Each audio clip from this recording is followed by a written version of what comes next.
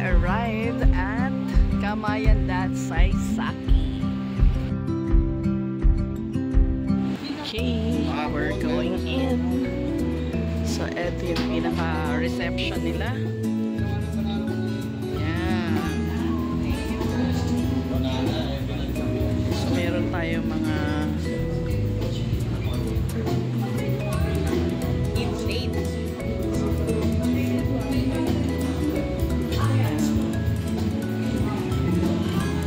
may mga decoration. And kasama natin ang ating family, of course. Ito yung Sambo Kojin. Ayan. So, ayan.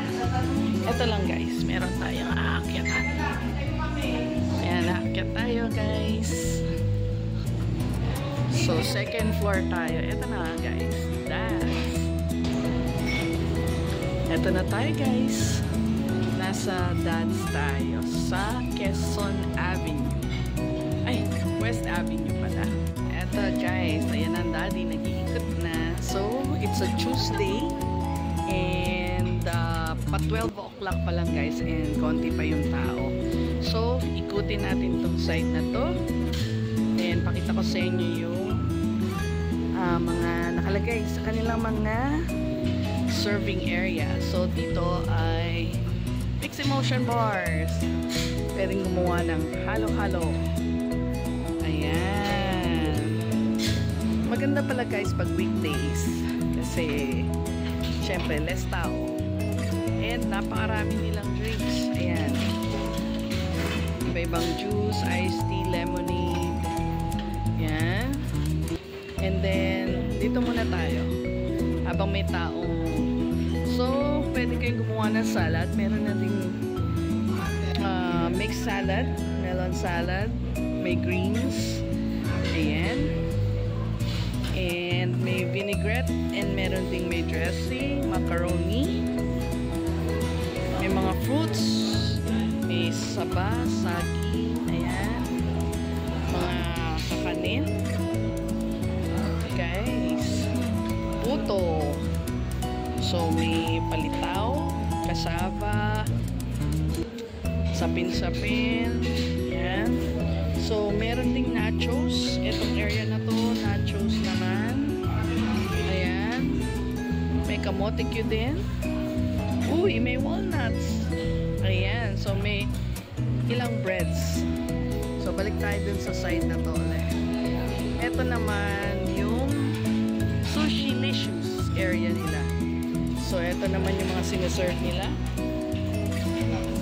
Ayan. Ito yung sa kanilang Japanese area, guys. Ayan. So, kung mahilig kayo sa mga ganyang klaseng food, syempre, ito yung mga condiments. And, ito pa yung iba. Ayan. Ito yung ambience pala. Pag nandito kayo sa loob. Ayan. Then, try natin dito, tempura. So, meron sila dito miso soup. Pwede kayong gumawa ng miso soup. May chawamushi. Ayan. So, iba't ibang klase ng mga fried dishes. Ayan. At higit sa lahat, yung pinaka-favorite namin ni ate na ebi tempura. May kanide, may nasu, may satsung yamo or sweet potato.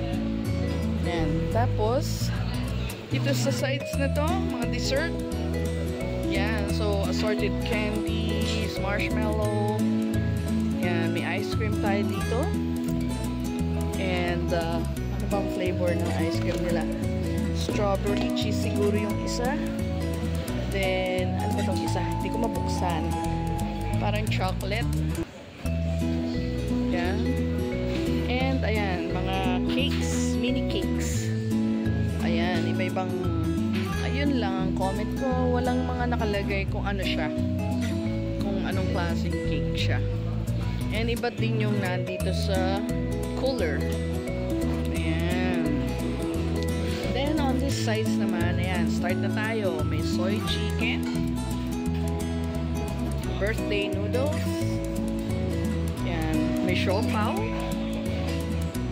Ito, pika-pika, fries, fried chicken, crackling, tsaka Shanghai yata yun.